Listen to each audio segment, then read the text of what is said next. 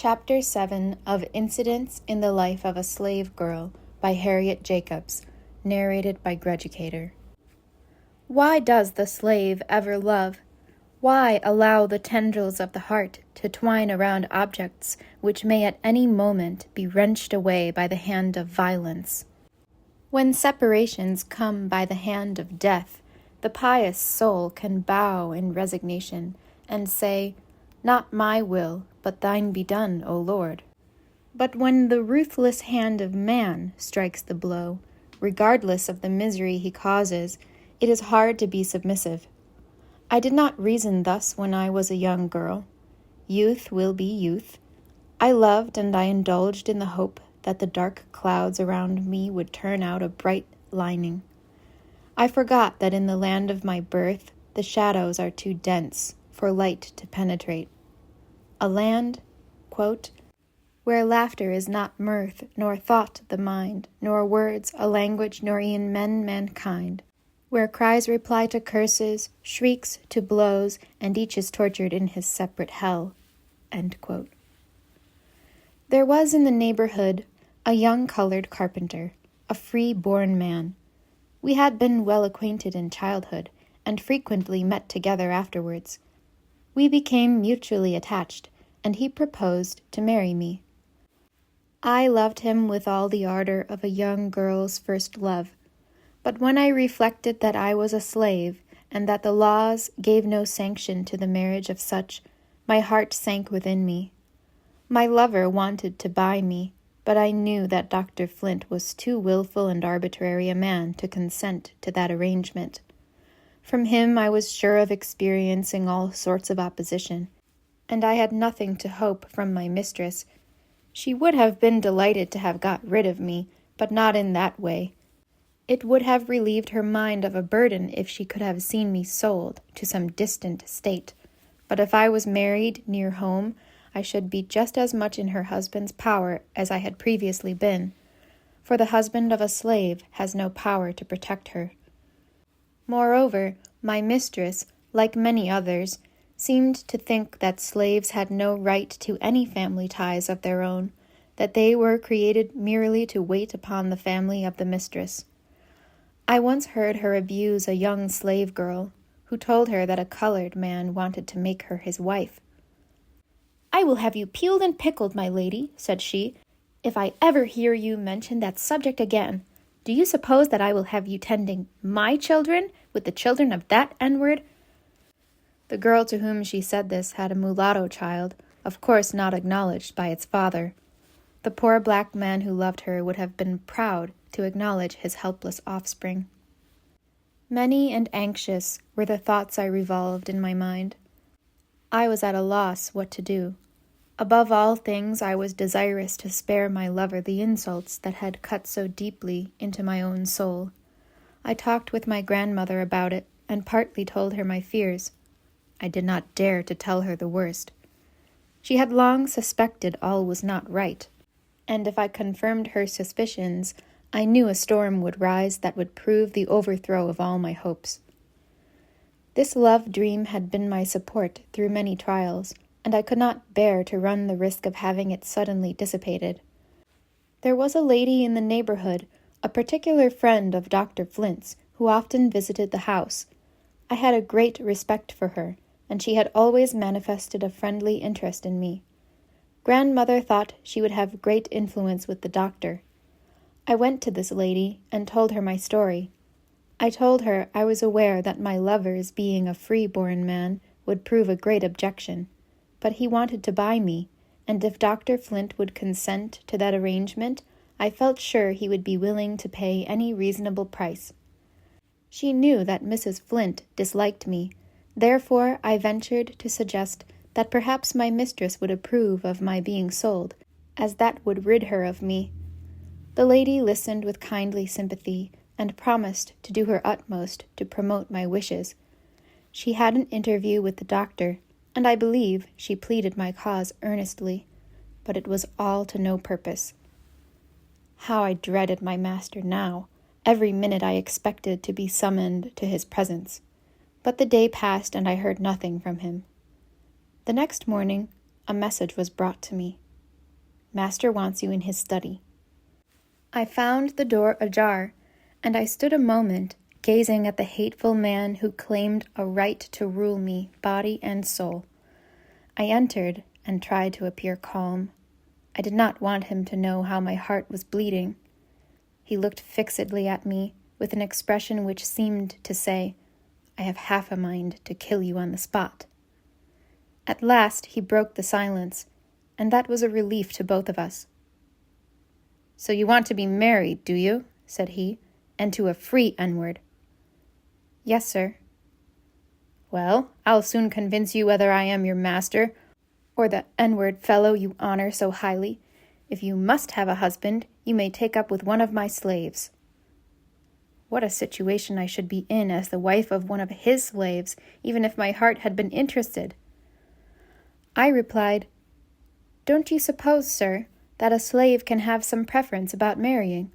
Do you suppose that all men are alike to her?" "Do you love this N-word?" said he abruptly. "Yes, sir." "How dare you tell me so?" he exclaimed in great wrath. After a slight pause, he added, "I supposed you thought more of yourself, that you felt above the insults of such puppies." I replied, "If he is a puppy, I am a puppy, for we are both of the negro race. It is right and honorable for us to love each other. The man you call a puppy never insulted me, sir, and he would not love me if he did not believe me to be a virtuous woman." He sprang upon me like a tiger and gave me a stunning blow. It was the first time he had ever struck me, and fear did not enable me to control my anger.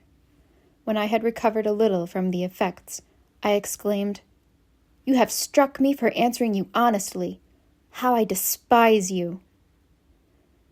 There was silence for some minutes. Perhaps he was deciding what should be my punishment, or perhaps he wanted to give me time to reflect on what I had said, and to whom I had said it. Finally, he asked, "Do you know what you have said?" "Yes, sir, but your treatment drove me to it." "Do you know that I have a right to do as I like with you, that I can kill you if I please?"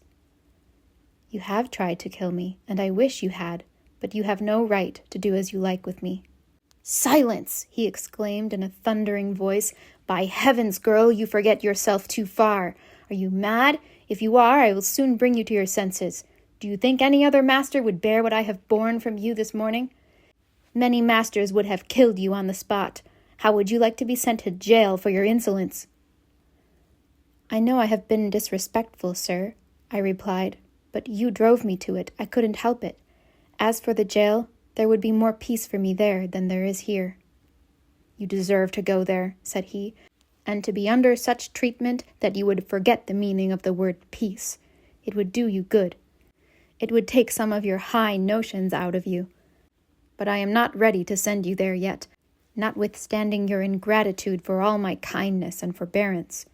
You have been the plague of my life. I have wanted to make you happy, and I have been repaid with the basest ingratitude.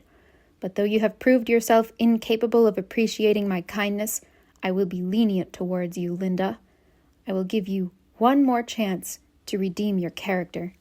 If you behave yourself and do as I require, I will forgive you and treat you as I always have done. But if you disobey me, I will punish you as I would the meanest slave on my plantation. Never let me hear that fellow's name mentioned again. If I ever know of your speaking to him, I will cowhide you both, and if I catch him lurking about my premises, I will shoot him as soon as I would a dog. Do you hear what I say? I'll teach you a lesson about marriage and free N-words. Now go, and let this be the last time I have occasion to speak to you on this subject." Reader, did you ever hate? I hope not. I never did but once, and I trust I never shall again. Somebody has called it the atmosphere of hell, and I believe it is so. For a fortnight the doctor did not speak to me.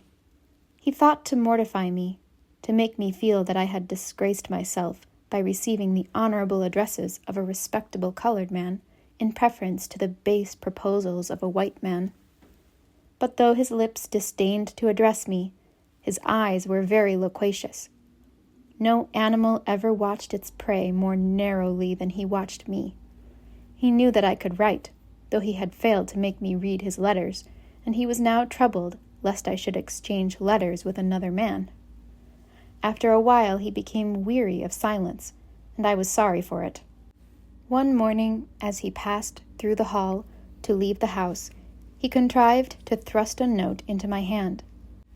I thought I had better read it and spare myself the vexation of having him read it to me. It expressed regret for the blow he had given me, and reminded me that I myself was wholly to blame for it. He hoped I had become convinced of the injury I was doing myself by incurring his displeasure. He wrote that he had made up his mind to go to Louisiana, that he should take several slaves with him, and intended I should be one of the number. My mistress would remain where she was, therefore I should have nothing to fear from that quarter. If I merited kindness from him, he assured me that it would be lavishly bestowed. He begged me to think over the matter, and answer the following day. The next morning, I was called to carry a pair of scissors to his room. I laid them on the table, with the letter beside them. He thought it was my answer, and did not call me back. I went as usual to attend my young mistress to and from school.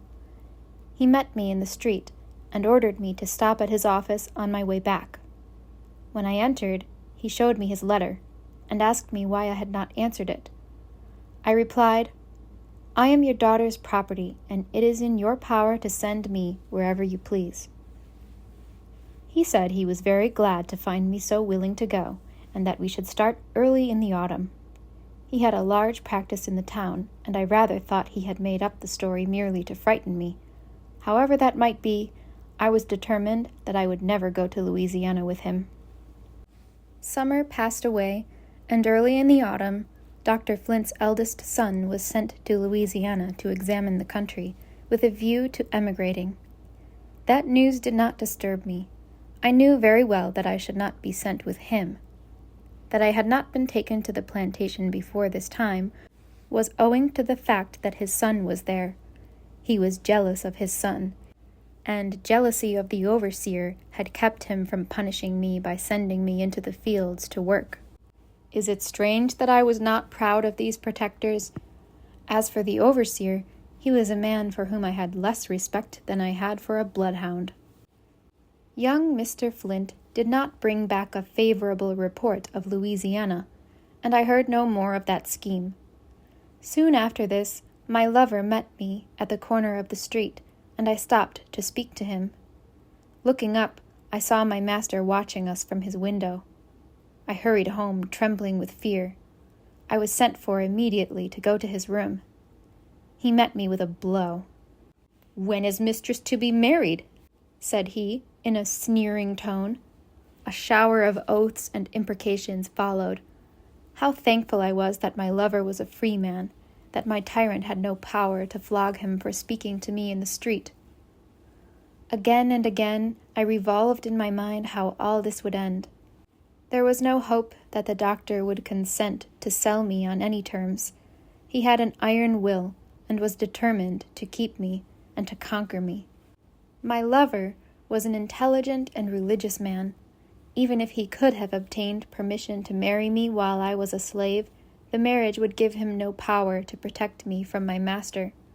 It would have made him miserable to witness the insults I should have been subjected to. And then, if we had children, I knew they must follow the condition of their mother. What a terrible blight that would be on the heart of a free, intelligent father. For his sake, I felt that I ought not to link his fate with my own unhappy destiny. He was going to Savannah to see about a little property left him by an uncle, and hard as it was to bring my feelings to it, I earnestly entreated him not to come back. I advised him to go to the Free States, where his tongue would not be tied, and where his intelligence would be of more avail to him. He left me, still hoping the day would come when I could be bought. With me, the lamp of hope had gone out. The dream of my girlhood was over. I felt lonely and desolate. Still, I was not stripped of all. I still had my good grandmother and my affectionate brother. When he put his arms round my neck and looked into my eyes, as if to read there the troubles I dared not tell, I felt that I still had something to love. But even that pleasant emotion was chilled by the reflection that he might be torn from me at any moment, by some sudden freak of my master. If he had known how we loved each other, I think he would have exulted in separating us. We often planned together how we could get to the north. But, as William remarked, such things are easier said than done. My movements were very closely watched, and we had no means of getting any money to defray our expenses. As for grandmother, she was strongly opposed to her children's undertaking any such project. She had not forgotten poor Benjamin's sufferings, and she was afraid that if another child tried to escape, he would have a similar or a worse fate. To me, nothing seemed more dreadful than my present life. I said to myself, William must be free. He shall go to the north, and I will follow him. Many a slave sister has formed the same plans.